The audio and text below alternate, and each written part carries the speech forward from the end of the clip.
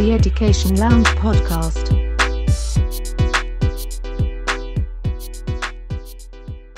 Welcome to the Education Lounge podcast. This is episode 7, and we're joined today by Jeshal, who's come in to talk about her life and her daughters and their education experience in school, and it's all coming to us as well.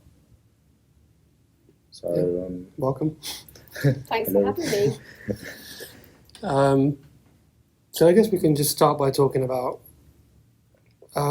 why you started coming to us in the first place. So I know you were one of the first, if not the first, parent that we've had come since we opened this centre. Right.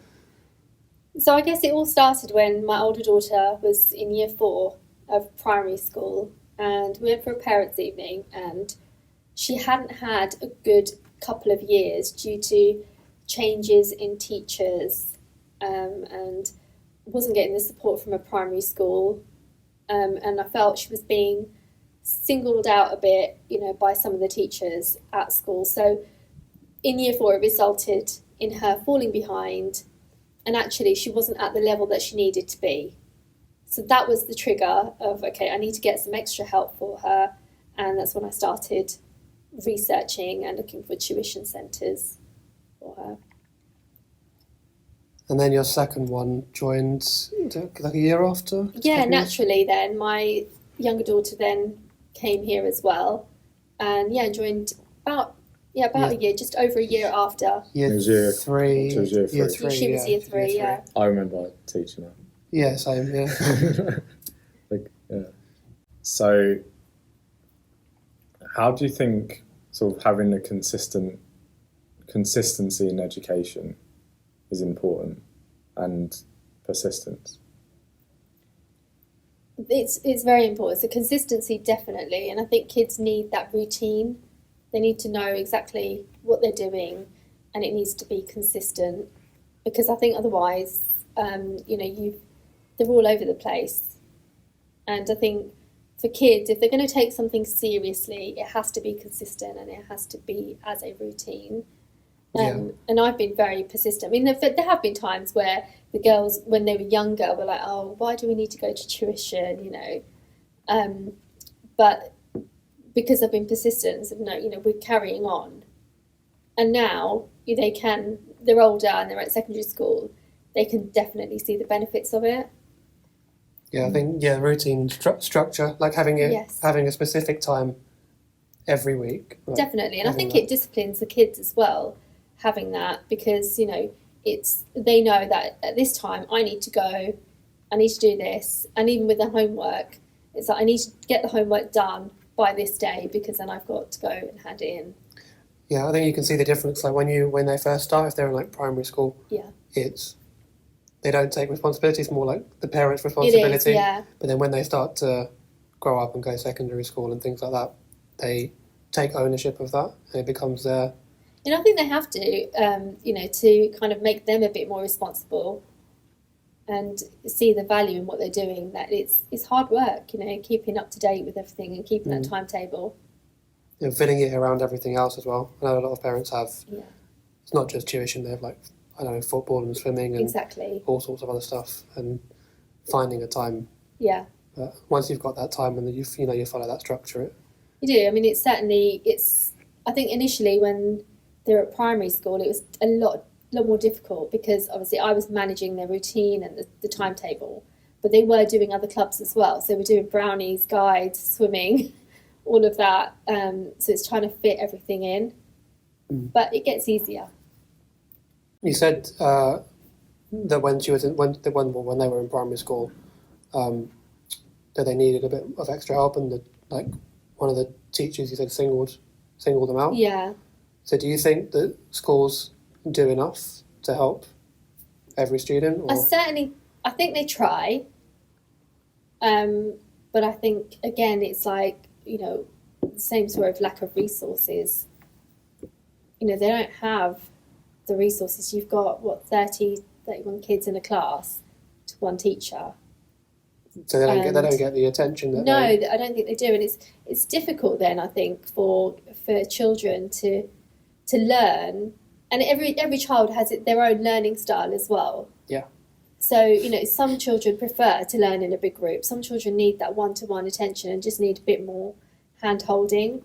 I've noticed that they've got a very specific style of learning, both your daughters. So they like very, very, very, very clear instructions. They do, yes. Extremely, because they're quite organised. Mm.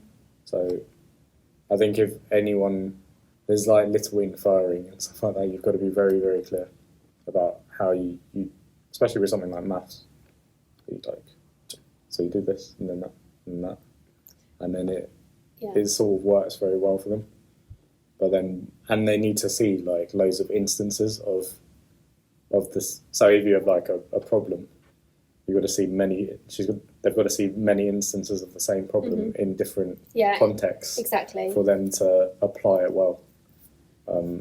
Whereas like some children, they're not so much like that. You can be it's a bit more flowing. Where it's just like you tell them one thing and then they sort of move on to something else and they can just sort of infer something from it.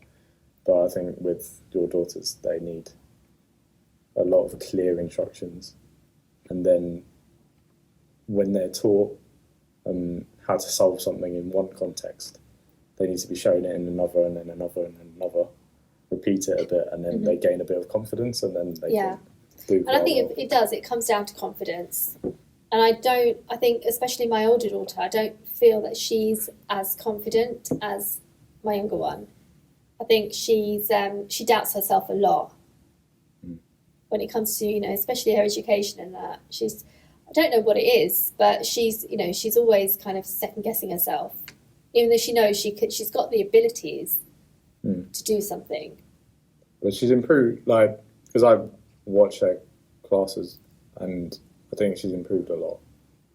And you can see a bit more confidence as well in terms of how she, especially with maths or something like that, because I think with both of your daughters, maths was a bit more of a weakness and they were slightly less confident with it. And yeah, I've noticed that she's a lot more, that her organisation has paid off. Yeah. Because what I notice is that if some children are very gifted at maths, but then everything's a mess, basically. Right, yes. So it's just like chaos. And they're like, where's this starting? And then something over here. But then because she lays everything out so neatly, and in the long run, it will pay dividends. So she will probably do quite well because of that. I think neatness and organisation in maths is like it becomes increasingly important as they get older. Less so the if you saw some of the workbooks that we see, it's a mess. they're writing on top of their own writing and they're scribbling everywhere, and you can't see like a logical progression of like steps in what they're working out, because they think that way. So it isn't. So they think in a very organised way. That tends to in the long run yield better things than you get some like occasional math geniuses who are just maths prodigies who are just like that. It's completely indecipherable. Yeah. What do you think? Do you think they prefer English or maths? I think Kia prefers maths because she prefers English. Okay. It's the sense I would assume Kia, she would prefer English. I was surprised that Kia prefers maths. Yeah, I think Kia does prefer maths. Yeah. I think she's grown into it. Yeah. Yeah, alongside, once the confidence has grown, she's sort of enjoyed it a bit more. And she's in the year 10 group now, right? Yeah, so she's going into year 11. Going into year 11. She joined in year 4. Which is good, actually, because, you know, for me, I can see the progress, because actually academically at school she's going into year 10 now. So, and, you know, she's been in a year 10 group here already. That should make that transition a lot easier for her. Yeah, our maths teacher wanted her to experience something a bit more challenging, because he's like And she needs good role models. Yeah, and she'll take the easy route. And unless someone pushes her and really, challenges her, she will take the easy route. So, again, luckily you guys do that, and you are pushing her to do better than, what she thinks she's capable of. Yeah, I think she's outgrown the other pupils in that year 9 class. I think it was the right move. She's got more maturity. Yeah. Because she was pushed into that group. Yeah, so it's now a challenge rather than just sort of coasting through. Yeah. And she's got some good role models. I've noticed with Kia, a lot of the time she tends to take after the other children in the group. So she copies, she sort of copies their behaviour. Mm-hmm. So if you've got a class full of kids that sort of mess around more, she's a lot. Yeah, she'll go with them. She'll go with the majority. Yeah. So it's very important for her to be surrounded by good role models. Mm-hmm.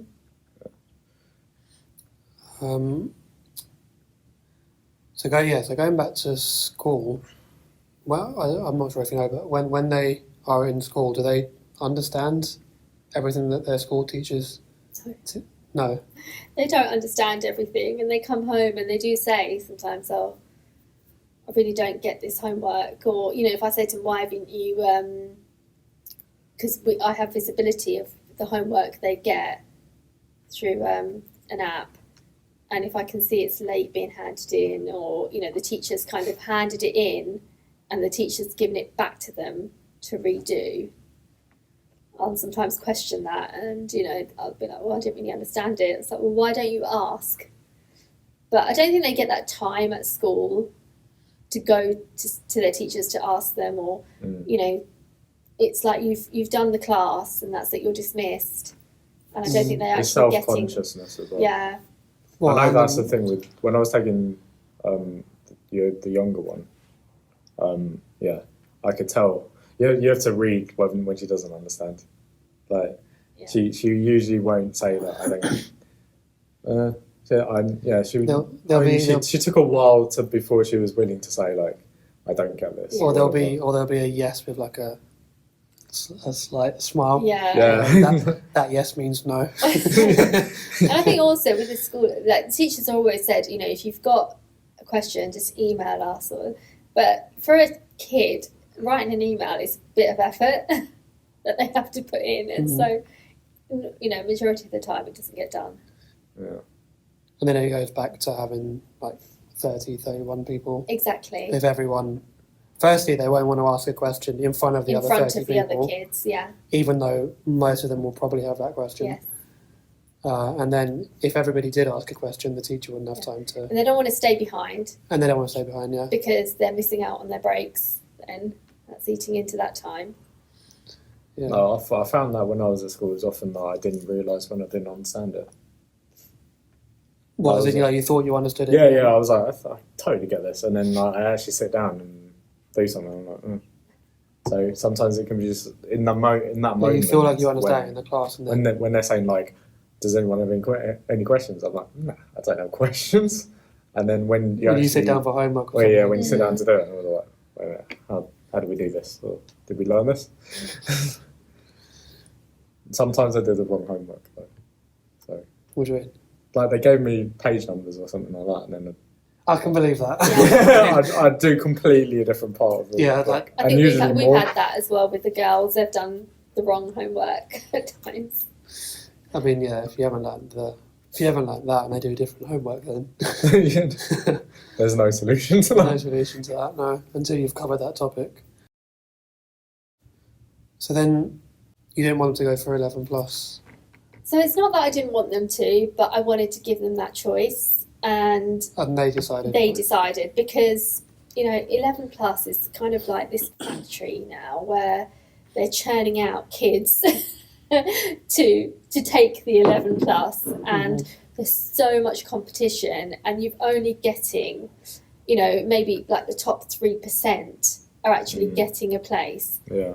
And And I've seen, you know, through other clubs that the girls have been doing, I've seen the kids and what impact it has on them. And it's not always positive. It's not always positive. So I didn't want to put them in that position by force, because that's not going to end well. They're going to end up kind of resenting the whole process. And then what we find is, like, if you just get by in that, and you go to one of these schools, you're then at the bottom of that. You're then at the bottom. And, you know, I know children that are at these private schools or grammar schools, and they're having to get extra tuition on top of that keep up with everybody else. So it's a lot of pressure on kids. So I gave them the choice. If you want to do it, I'm fully supportive of it. You know, we'll get you the tuition and you can sit the exam.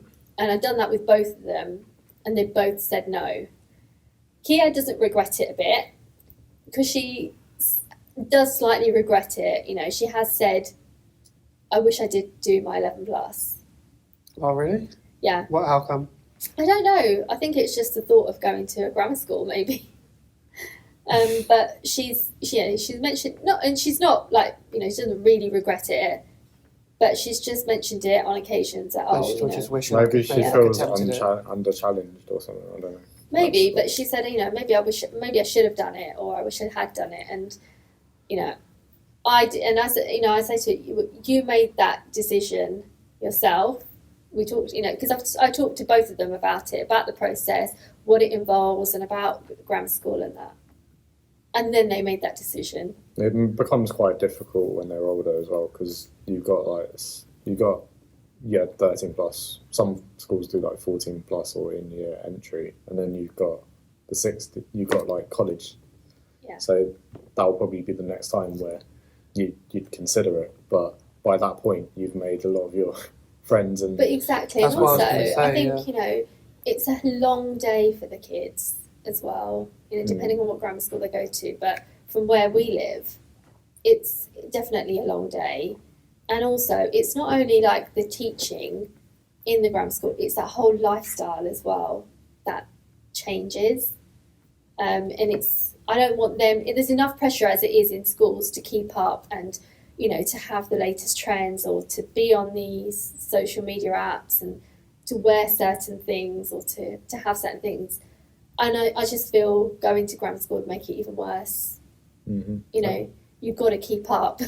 I did hear as well that like they tracked children who just failed to get in, like hadn't reached the pass mark, and those who just got in, they compared their like A levels and GCSEs, and I think actually the ones who just missed it got higher grades. Okay.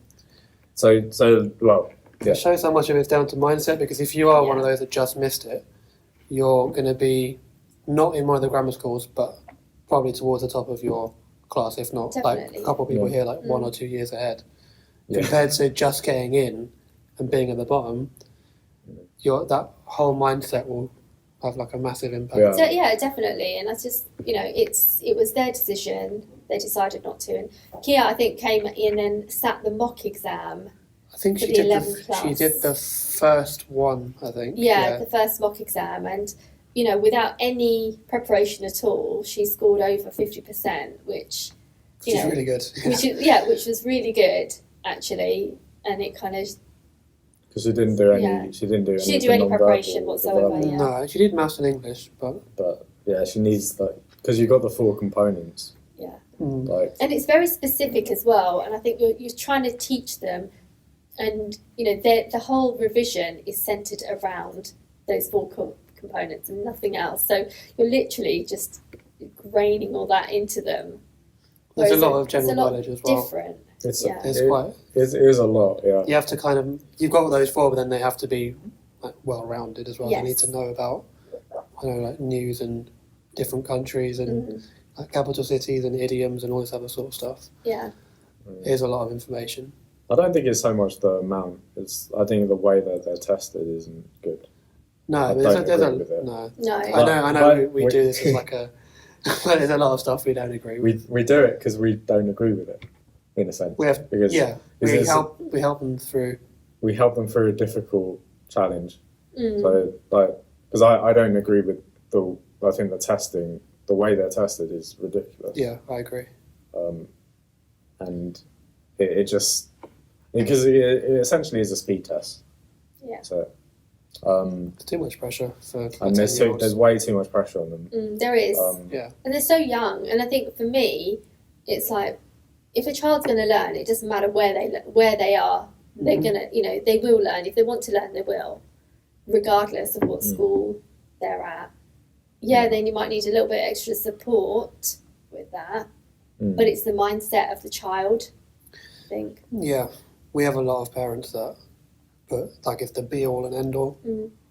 And we've got kids that are just tutored beyond belief. Not just from us, they take them to several different I can believe that, yeah.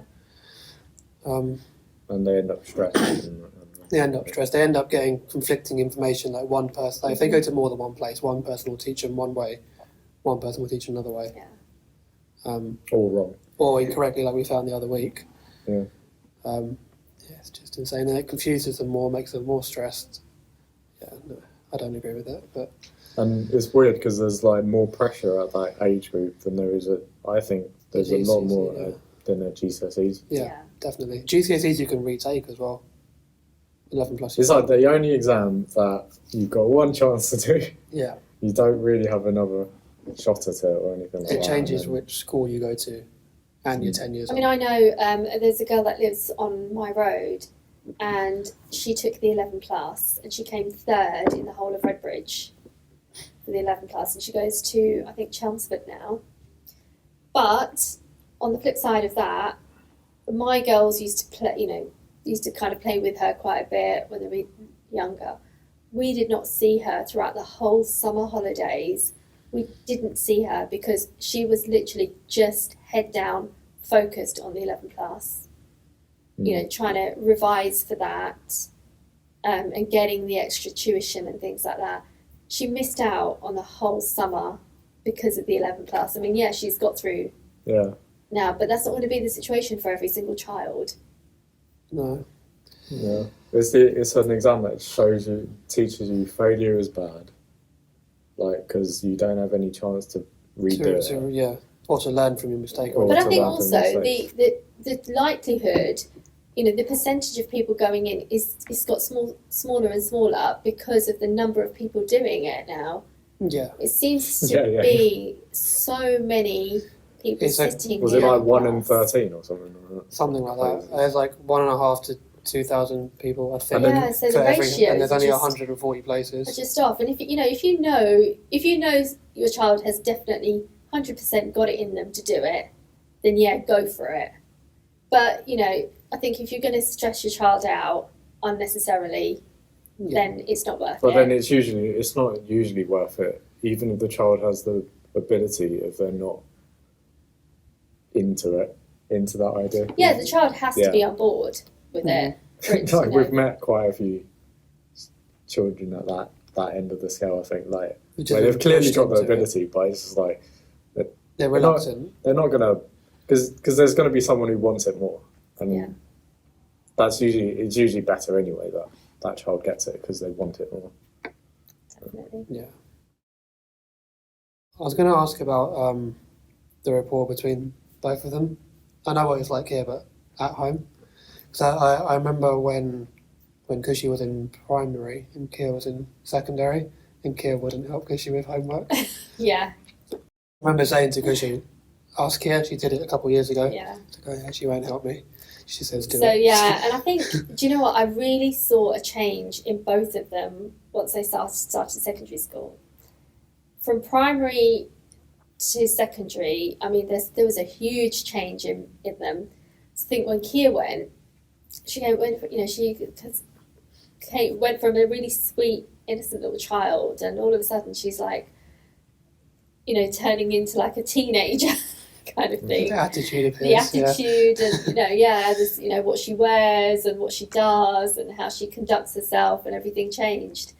And I think because she was still in primary school at the time, Kia was like, well, no, I'm not doing anything for you, I'm not helping you kind of thing. And, and I saw the same change in Cushy when Cushy went from year 6 to year 7 from primary secondary. I saw exactly the same change. But they are a lot closer now. They got on a lot more than what, and they have always got on. But, what it's like sibling rivalry. They're always, they're always going to have these little arguments or disagreements. But, now I can see more of a friendship in them, which is really nice to see. They'll go out together. They'll go to cinema together, for example. Oh, wow. Or, they'll go and get a dessert together, which is really nice. And, they've got their own kind of debit cards that I top up, and, one of them will pay for the other sometimes, and things like that. So yeah, it's now turning into more of a friendship, which is nice. Yeah, no, I've noticed. That's why I wanted to bring it up. Yeah. I've noticed in the English class they're more responsive to each other. Yeah, definitely. Yeah. And I think they've got more in common now. Yeah, definitely. So yeah, that helps. Yeah, they're quite similar in quite a lot of ways, but yeah, they're very similar. How are they different in ways? So in terms of differences, I think Cushy is very much homely. She's more homely than Kia is. Kia's very outgoing, wants to be out and about with friends all the time. Whereas Cushy's just happy sitting at home in her pyjamas, just in front of the TV. I relate to that. So like that, they're different. The other way they're different is Cushy is very, like in her room, she's very organised. Everything has a specific place. Yeah. And she won't go to sleep until everything's perfect. Even in the morning, when she makes her bed, it has to be crisp, and it has to, her throw has to be in a particular way, and her cushions in a particular way. Kia doesn't care about any of that. Kia's just like, yeah, I'll get into bed, get out of bed, If I make it, I make it. It's funny how it translates into kind of how they do work, because I've noticed that Kia's usually more comfortable approaching a problem that's less straightforward in a way, and then Cushy needs the problem structure, proper. Yeah, to be she's structured. very organised. Yeah. Very organised, and even her school books and everything is colour coded, and There's a highlighter for everything. Yeah, there is a highlighter for everything. Yeah. Cushy. But it usually works out quite well. When you're that organised, there's usually, it tends to work out quite well educationally. Because in the long run, it's the people who can find their folders, stuff like that. That Just like me, tend I'm to do well. very, very organised. Were you with schoolwork? I can't remember, to be honest. I feel like I was, but maybe I wasn't as I much. don't as think I am now. was. Every single lesson, the teacher would just be like, look at I was my in- file, and just be like, Oh no, I always had the right book. I had the dividers and everything in the right place. Yeah, I was like Cushy. Yeah. Completely, yeah. Everything's coded, organised in a separate folder or whatever, Yeah. I was the person who, we were meant to organise our files and that kind of thing, and I just wouldn't do it, and I lost my history notes. I had to recompile all of the notes again. See, that wouldn't phase Kia. If that happened to Kia, it wouldn't really phase her. Whereas if that happened to Cushy, she would have a meltdown probably. Yeah. There's advantages to both. Yeah. There is, yeah. A combination of both, Definitely, really. yeah. Yeah. Before you go, let's give you something. It's been quite nice actually, having a bit of break from work. Everyone says that at the end of these. Do they? Every parent says, "Oh, it's quite nice actually to come in and talk." And So I was quite nervous at first because obviously I don't know what the questions are or what we're going to talk about. Mhm. I was telling we had a team call today, so it was our last team call because I resigned. A week later, my manager resigned. A day later, another girl resigned in our team. We're a team of 5, and now there's 2 people left. It's not even a team. And so it's today was our last ever kind of team call in the last 6 years. So we've been a team for 6 years now. And so, yeah. it's stressful for the 2 people left. It is stressful, but we were just saying to them, just push back on the business, What the business had to do is just drop everything, all their on our team. Go, we've decided this, can you just make it work in the system? And, that's what they think that we do. Yeah, we can relate to that. There's two of us that run everything. Yeah. Before you go, let's give you this. Just a thank you for coming in. Oh, you didn't need to do that. For sticking with us for so long. Oh, that's really nice. Lovely. Thank you. That's all right. There's chocolates and a Amazon voucher thing in there. Oh, thank you. Yes, thanks nice. for taking time out. That's all right. And likewise, if you need anything from me, just let me know. Will do. I might be like, have you got a job? we could use the staff. Yeah, who knows? Let's see if I find another job. Oh, I'm sure you will. Yeah, I hope so. I think my husband's like, he at first, so I was like, can I quit? He goes, no. So please, just, I was like, I'll find another job. I'll do anything. I'll temp for a while. He's like, yeah, okay then. If you're really that unhappy, because I was like, I can't sit here day in, day out on my own in these four walls. Honestly, I said, I can't do it anymore. And it was fine when the girls were at primary school because I could go, I'd done the drop off in the morning and then the pick up. There's probably the easier way to have it when they're at primary school. Yeah. Exactly, and it worked. You know what? I wouldn't change it for the world because it worked. And then they're at secondary school. They don't want anything to do with me. They're like, now they can do a lot. They want to go themselves. They want to come themselves and whatever. So I was like, I don't have a reason to step foot out of the house. So that's why I started walking. So now I do every morning. I get up at 6 and I'm out the house by 6:30. I do an hour walk and then I come back for 7:30. And then that at least it gets me out of the house because otherwise I wouldn't leave. Yeah.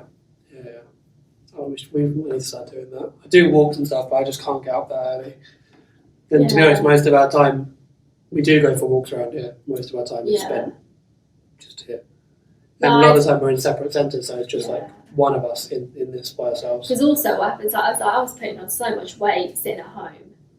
You don't realise, because you're not active anymore. Mm. And the only walk I was doing was to the school and back. That's not even, you can't even call that a walk, really. Mm. And so, I was like, I've been at home. Last year, I was like, right, I need to get fit again. I was like 40 last year as well. So I was like, right, this is I don't want to be this 40-year-old that's like fat and miserable and whatever. So, I was like, right, I need to change things. So I started walking. Go for runs. I can't run. I hate running. Honestly, I love can't walking. run to save my life. Do you know what the problem is? When I run, I forget to breathe. And it's like really, it sounds really stupid, but I'm so... I kind of know what you mean. Yeah. And then you have to catch all your breath afterwards. Yeah, and exactly. If you do short runs, a little bit, like for a minute, and then stop. Yeah. Stop. You get more done that way as well. Yeah. More efficient. True. Because you might just have a low VO2 max. So how much oxygen that you absorb into your cells might just be lower. So yeah, I think I do because actually I get quite, I find it quite difficult to breathe at night as well. I have to have the window open at night to let air in because I can't breathe properly otherwise. Have you got sleep apnea? No, I don't think I have. That's like a quite bad thing. Yeah, I did think at one point I did because I ended up getting up gasping for breath. So at one point I did think I had sleep apnea, but I don't think it is. I haven't had it diagnosed or anything like that. But it might be to do with the VO2 max, in which case you can increase it, but you've got a maximum. Everyone's got a potential that they can do. So the crazy long distance runner would have a ridiculous VO2 max, but then most people have you've got an average range. I don't remember the numbers. I think mine's the normal range because it's. And you can push it up, but you do high intensity. Yeah, so what I do is I do cross training as well. So some mornings when I can't get out of bed that early, I'll just go on the cross trainer for about half an hour, 40 minutes. But I'm literally, by the time I get off it, I'm absolutely drenched and sweating. And because I don't do it really slow, I do it quite fast as well. So do that. But then the thing is, it just means that you're hot. That's usually why you sweat. Why you sweat, yeah. Wait, it doesn't mean that you've got a bad VO2. Yeah, it doesn't mean that you've affected your VO2 much. No. So what most effective way is to have an intense run or something like that, okay. And then you can have a rest and then do another intense run. Yeah. The problem is when I have my rest, I look like I'm dying after that intense run. And once I've had my rest, I just don't want to start again. Yeah, but no, it's nice because you meet like in the morning now. There's like regulars that go, and they're all old people, but they're regulars that go every single morning, and it's like, hi, how are you? Okay, this and that. You know, there's one old man, really old man. He's a Punjabi guy, and he wears a turban. He walks and he has his hand on his back, and he walks like that. And whenever he sees me walking, he's like, "Hello, champion!" He's like kind of cheering for me because I'm like one of the young ones in the park, at that time in the morning. So yeah, it's quite nice seeing them and that. You know. He does bus. You do. Yeah, I do. I've got a personal trainer. I used to go twice a week.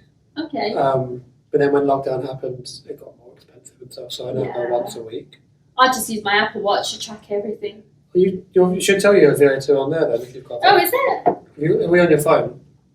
Mine's not there, but if you open the health app on your phone, it'll tell you what your VO2 is. Oh, okay. But yeah, so that's what I do now. I just track everything and kind of try and burn my calories a certain amount a day. I thought I would do that. Now I just look at it and think, oh, I've done 2,000 steps, and then I just don't do anything about it. So with me, it's like I've got this thing about if I'm doing something, I have to do it properly. Mm-hmm. So it's like I don't, if I can't close my rings a day, I'll worry about it. And it's ridiculous, I know. That's how it's been designed. Ridiculous, but I have to then close all 3 rings every day. I can't. The standing goal thing I can get. Yeah. But I find it difficult. The outside one, the move goal. The move. I never reach the calories on there. How many calories have you set it to? 500. Yeah, so mine's on 500 as well. I think that's probably too high for me. I've done 479 so far, so I'm nearly there. I've done 189. Have you? No. Yeah, you need to get on it. Standing is fine. Exercise is fine when we do like walks or like badminton or whatever. The move one just never gets there. Right. But I think maybe 500 calories might be too high for me. I don't know. Maybe. How do you work out? That's just the default, isn't it? I started off last year at 600 calories, and I was doing that no problem because I was unfit. So my heart was having to work a lot harder, and therefore I was burning more calories. Yeah. But as the year's gone on now, I've got it down to 500, but I'm not burning as many. I'm doing just as much, but I'm not burning as many calories now. I've only done 100. I mean, all we've done really is come in here and sit down. That's why then, isn't We've it? walked from like there to there maybe 5 I carried times. all of this stuff there. And then you get the challenges as well, the monthly challenges. So I'm like, I didn't do the July one. What was the July one? My July one was I had to do Does it come my move goal. I had to do like 26,000 calories. In July. You've probably done it because you went to Scotland. I think I did. I've done that. Which was, I think, 700 a day, something like that. It worked out to be. Did they average it out? Yeah, it tells you per day how many you have to do. I don't do it per day. But if we go and play badminton or whatever, I'll burn like a week's worth in just that one 1 hour, 1.5 hour game or whatever. Yeah. So my August challenge is I have to do, I think it's 165 miles. Over August. I've probably done that. We've just come back from Scotland, so we've been hiking up mountains. Oh wow! Okay. So I'm probably almost there by now. So my average in the day is like 5.3 miles, which I do apart from the weekends because Monday to Friday I'm doing 4 miles in the park in the morning anyway. But then we did a lot of vertical climbing, so like it doesn't really. It wasn't distance. Yeah, we climbed like 200 meters up a mountain. Wow. It was it's difficult, but that's not a holiday. Oh no, we did other stuff as well. We took a train to Edinburgh and went around a couple of tours and stuff there. We did a tour of a craft ale brewery. He loved that. It was so good. That's all I drink. Like, it's really nice. And then there's craft. Oh, you should get in touch with my husband then, because he works at. So he works at Free Trade Beers and Wines. So we've heard of it. Do you know where City Limits is? Yeah. City Pavilion. Mm-hmm. So it's turning just before that in the roundabout, and then they're just there on the right hand side. Well, the actual brewery, or the no, they're not the brewery. They're the warehouse, and they distribute. Yeah. So they supply to restaurants, bars, pubs, and then they also have public walking in. And they're on Instagram.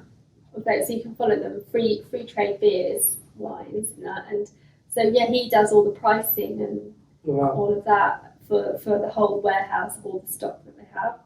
So if you want booze, can sort you out. So unfortunately, after a day like since he's been working there, all I've been doing is drinking. I go in there occasionally and provide them some advice, HR advice, and then they pay me in bottles of wine. You should take a trip.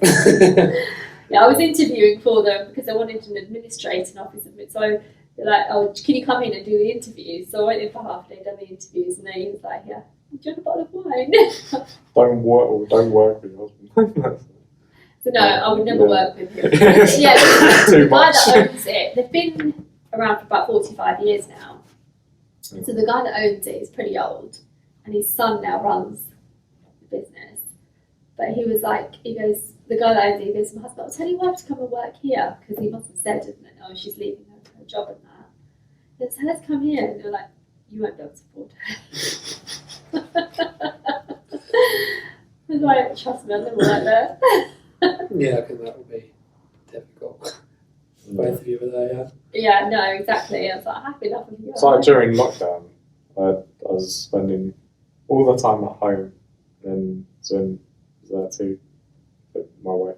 It was like all the time. You need a break sometimes. You do. I think during lockdown, the girls found it really difficult having my husband around because he'd been furloughed. I was still working, and the girls were still doing online schooling. And because he had nothing to do, he also couldn't bug me because I'd tell him to piss off. And then the girls were just like getting really annoyed with him. He was like, "What are you doing? Have you got your camera on? Sit up straight. What headphones are you using?" Concentrate on your headphones. And he'd want to sit in on some of their class, not on the video, obviously, just on the side to listen to what they're learning about. And he goes like, "Daddy, just go away. Leave us alone." Yeah. I remember Christian really struggled with that. What was online? She did, and do you know what? Both of them hated it. Absolutely hated it. You could tell from body language. Yeah. So when we were here, she was doing really well. She was at top of the class, and then online, we were just like, "Oh, come on, Christian."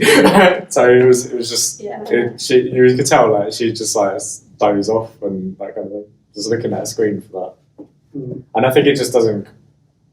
Different learning styles. She's very body language. She goes with body language a lot, and without, you're not able to make those kind of movements and stuff like that she'd usually get.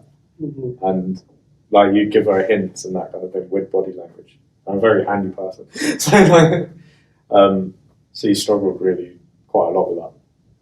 But they absolutely hated online schooling.